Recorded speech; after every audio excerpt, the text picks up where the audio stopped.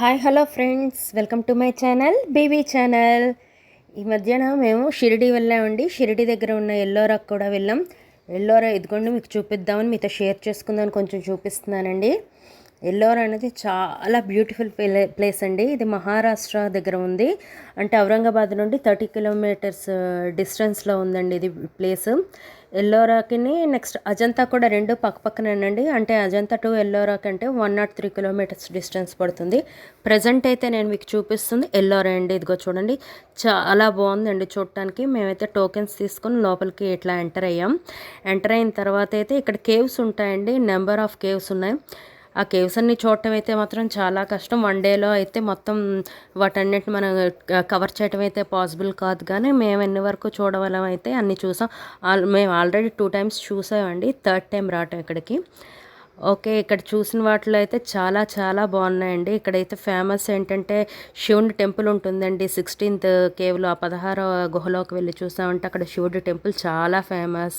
ఇంకెక్కడ ఏకశిలా విగ్రహం ఉంటుంది, అది చాలా చాలా ఫేమస్ అండి. అతి పెద్ద ఏకశిలా విగ్రహం ఉంది. జనరల్గా ఇక్కడ అంటే ఏంటంటే మన హిందూ టెంపుల్స్ ఉంటాయి, అంటే బౌద్ధ జైన్ విగ్రహాలు ఉంటాయండి. అంతా ఆర్కిటెక్చర్ మాత్రం చూడడానికి ఎంత బాగుంటుందంటే అంత బాగుంటుంది.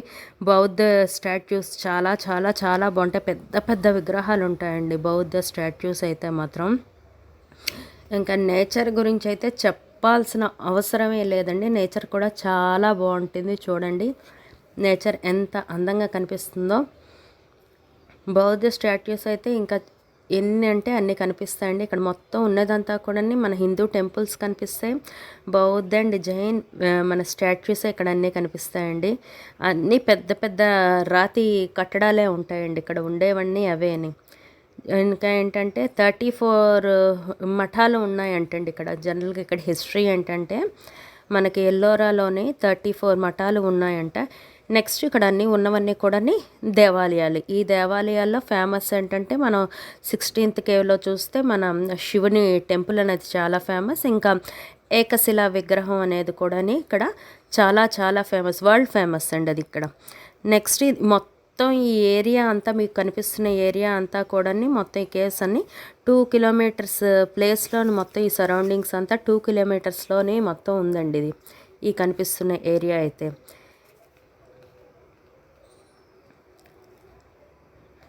ఈ ప్లేస్ మొత్తం కూడా ఇక్కడ ఉన్న స్టాట్యూస్ ఇదిగోండి, బుద్ధ స్టాట్యూస్ చూడండి ఎంత బాగున్నాయో. చూస్తుంటే అలా చూడాలనిపిస్తూనే ఉంటుంది. కానీ 1 dayలో కంప్లీట్ చేయటం మాత్రం ఇంపాసిబుల్ అండి. 1 dayలో మాత్రం అయితే మాత్రం మనం చేయలేమండి.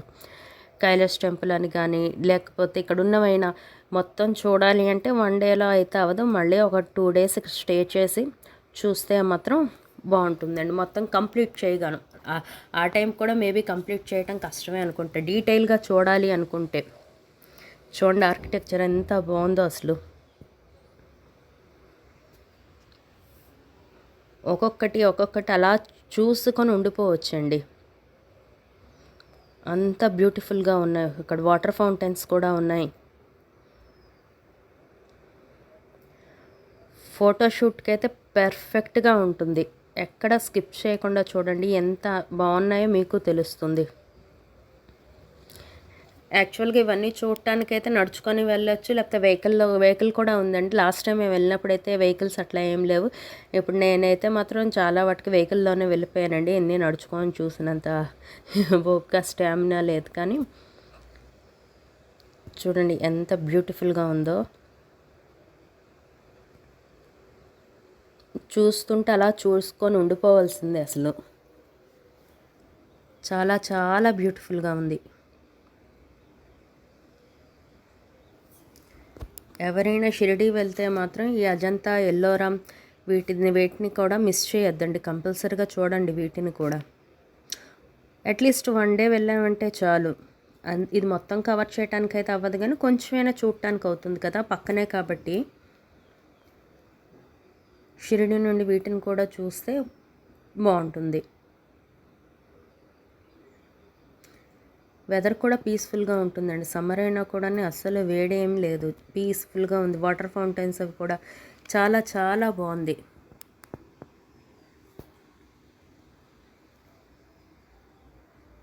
మీ అందరికీ నచ్చింది అనుకుంటానండి. స్కిప్ చేయకుండా చూడండి. నచ్చిందంటే like, share and subscribe. Thank you friends.